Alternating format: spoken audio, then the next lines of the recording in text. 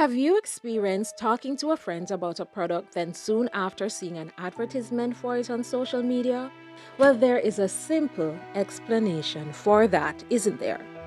Our phones and certain technologies track us, which we either knowingly or unknowingly accept in exchange for the convenience they provide. Remember those terms and conditions you accepted without reading? Now, what about when you had a thought only to later see an advertisement for the same thing?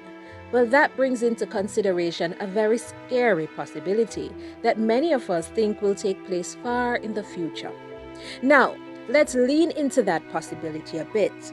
Imagine a world where your thoughts can be monitored, where you and your employer are able to track your brain activity, where you can mentally interact and control your computer, move your cursor with just a thought, where your brain waves are even tracked when you are asleep.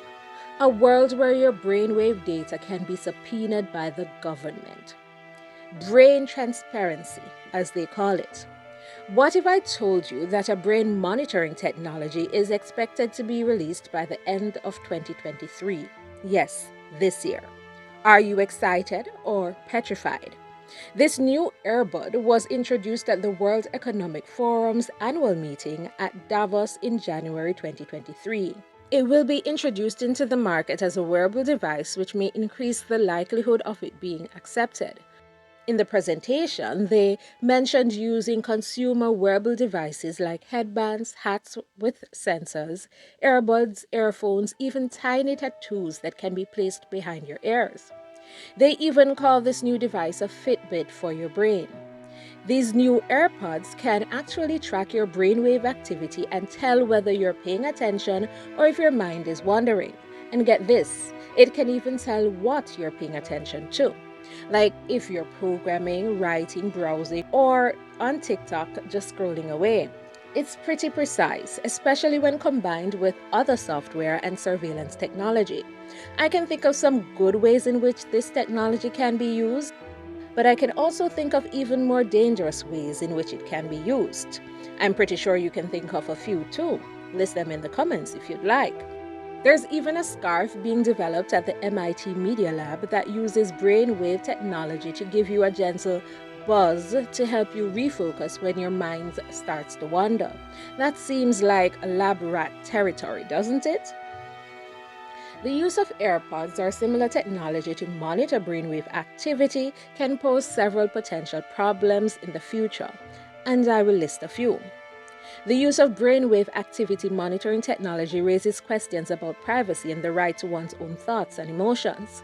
It also raises questions about who has access to the collected data and how it is being used. Employers may use the technology to make decisions about hiring, firing, or promotion, which can be unfair and unethical.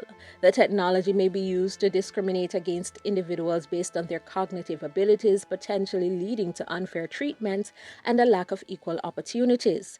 The technology may not accurately reflect a person's true attention levels. The use of earbuds placed close to the brain for an extended period of time may pose health risks, especially for individuals with pre-existing medical conditions.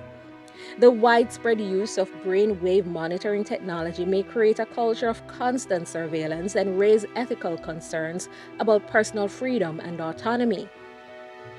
Over-reliance on technology to measure attention levels may result in decreased critical thinking and problem-solving skills, as well as a decrease in personal responsibility. The technology may not work with all individuals or in all environments, leading to false negative or false positive results. If they can use it to monitor, they will use it to control.